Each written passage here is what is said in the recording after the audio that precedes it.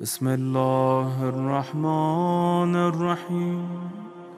اب آئیے ہم بات کو آگے بڑھائیں، اور آج ایک ایسی نماز کو بیان کرنے سے پہلے میں بہت سوچتا رہا کہ اتنی نمازیں بیان کرنے کے بعد کہیں ایسا نہ ہو کہ نماز فلاں کام کی نماز فلاں کام کی نماز، تو پھر کوئی کام نہ ہو تو پھر نماز کیسے صلوات پڑھے محمد و آل محمد۔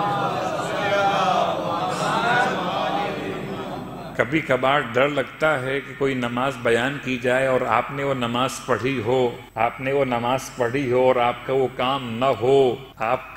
کام نہ ہو تو کہیں آپ کے دل میں یہ بات پیدا نہ ہو کہ یہ نماز پڑھنے کے بعد بھی کام نہیں ہوا۔ تو بڑی آسان سی مثال ہے، کبھی مجھ جیسا نادان جس سے موبائل فون کا استعمال بھی نہیں آتا تھا، ایک زمانہ ایسا گزرا کہ میں موبائل فون اٹھاتا تھا، فون رنگ سننے کے بعد اور الٹا کان پہ رکھ لیا کرتا تھا، اسپیکر کہیں اور تھا، کان کہیں اور تھا، تو آواز نہیں آتی تھی۔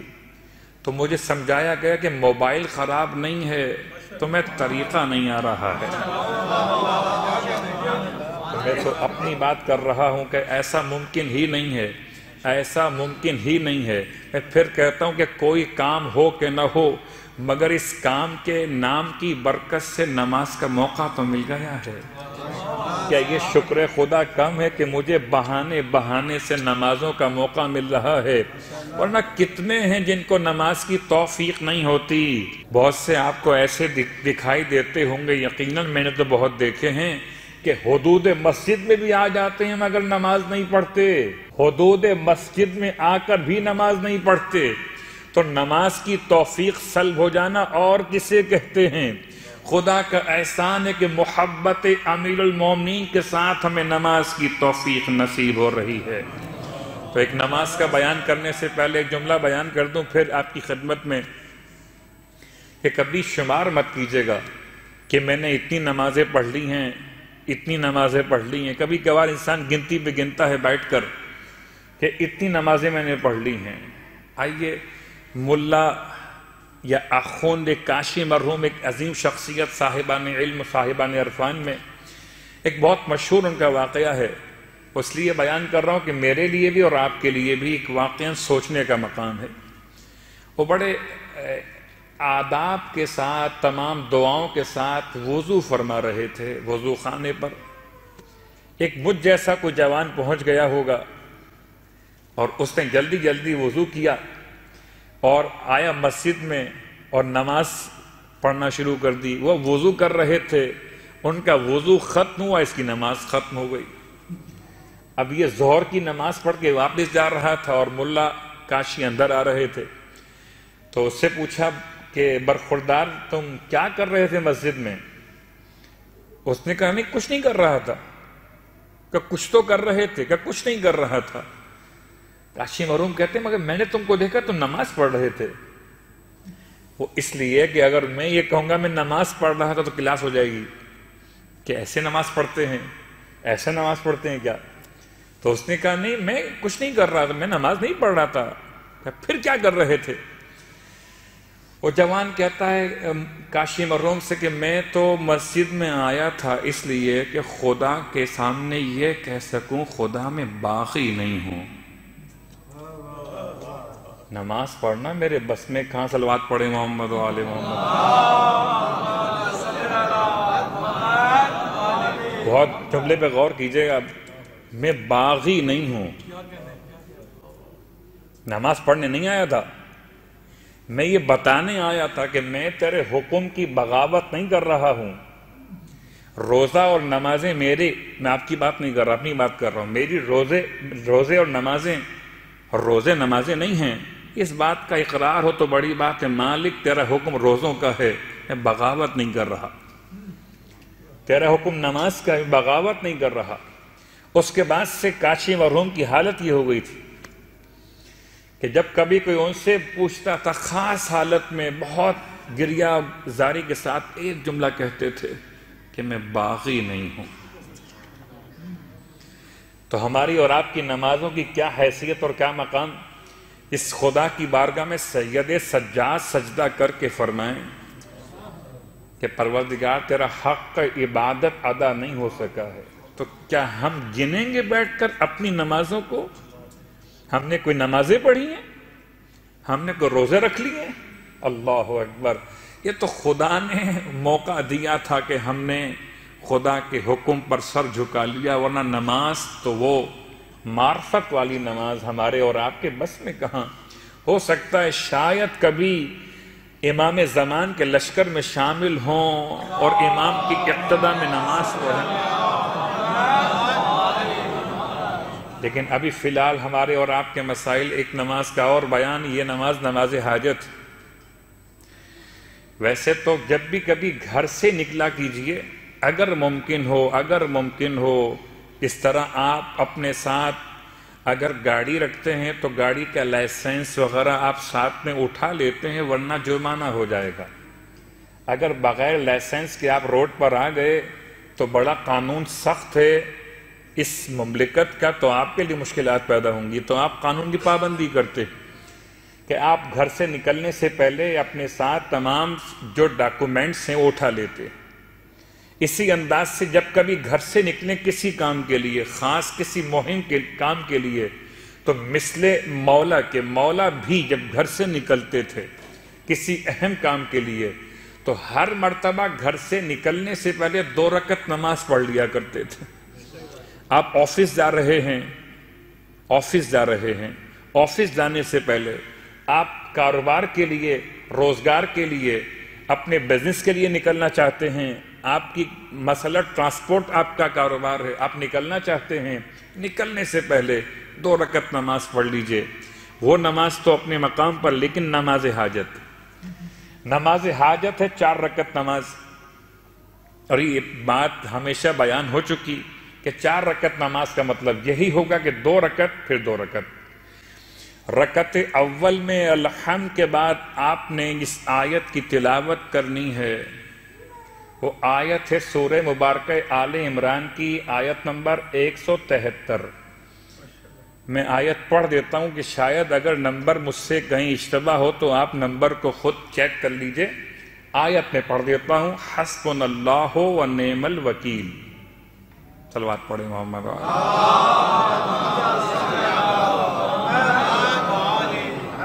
سورہ مبارکہ آل عمران آیت نمبر 173، جو مجھے ابھی اس وقت یاد ہے، اور آپ بھی چیک کر لیجئے گا۔ آیت کیا ہے؟ الفاظ کیا ہیں؟ حسبنا اللہ و نعم الوکیل۔ کتنی مرتبہ پڑھنا ہے؟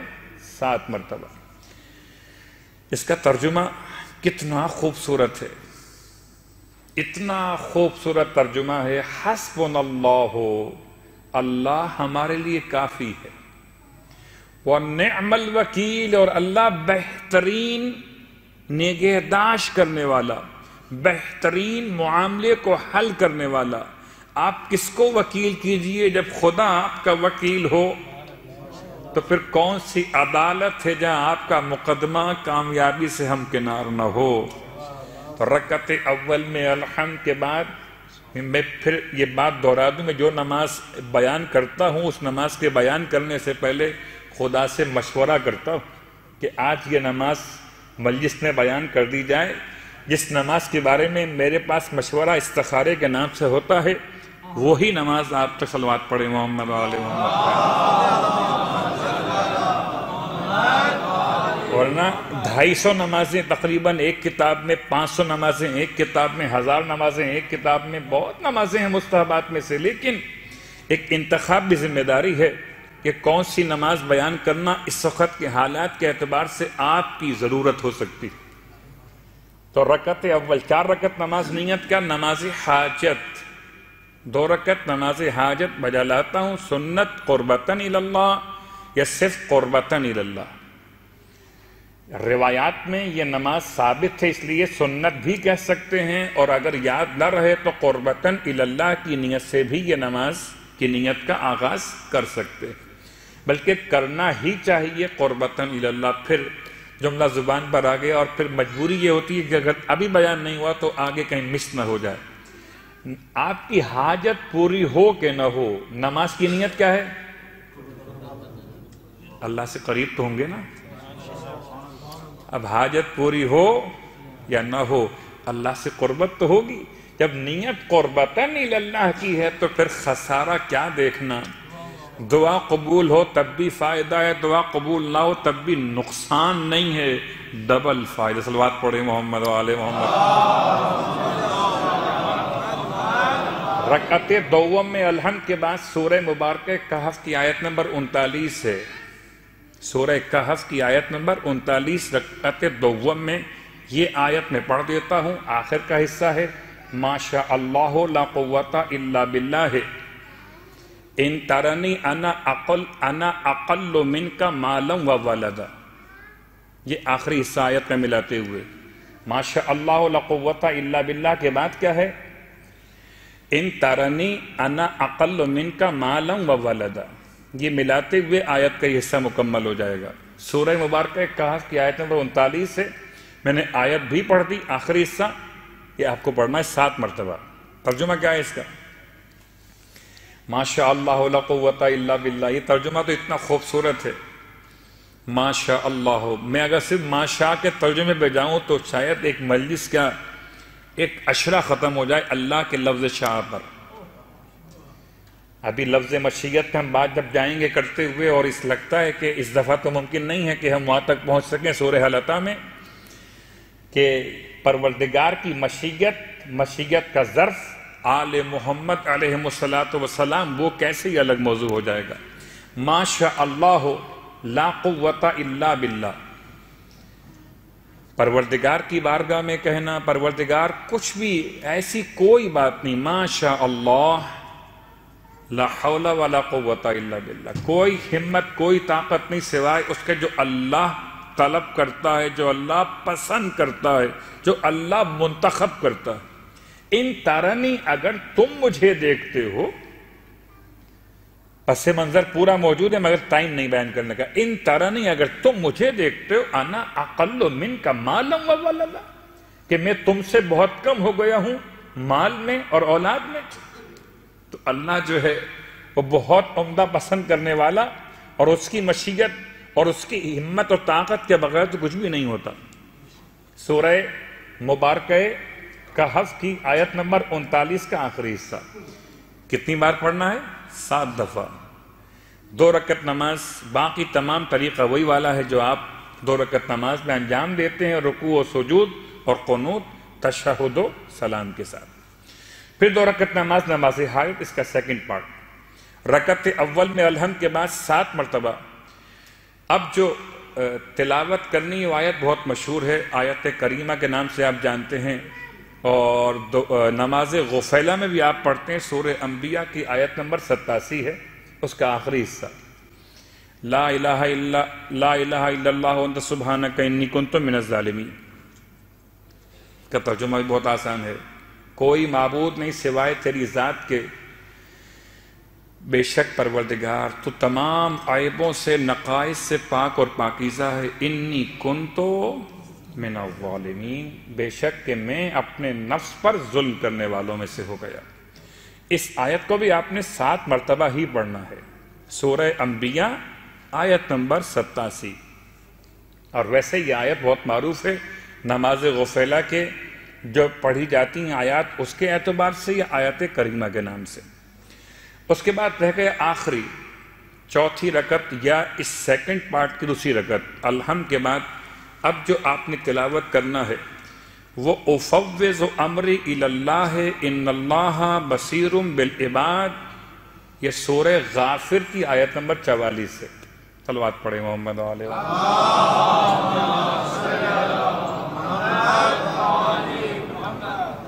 میں نے آیت بھی پڑھ دی ہے، نمبر بتا دیا ہے۔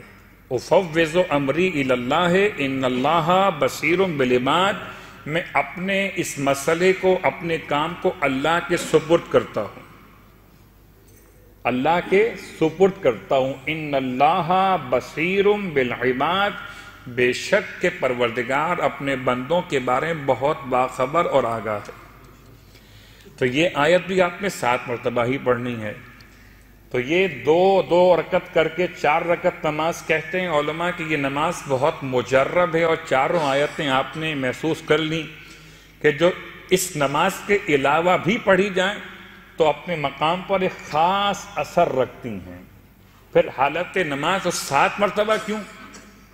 7 مرتبہ اس لیے کہ ہفتے کے دن 7 ہیں، 7 دن ملتے ہیں تو ہفتہ بنتا ہے، 4 ہفتوں سے مہینہ بنتا ہے، مہینے 12 ہو جائیں تو سال ہو جاتا ہے، اور سال 100 ہو جائیں تو 1 صدی مکمل ہوتی ہے۔ کیسے ممکن ہے وقت مکمل ہو امام وقت کی محبت کے بغیر؟ لہذا نماز حاجت 4 رکعت 2 رکعت کر کے پڑھی جاتی ہے۔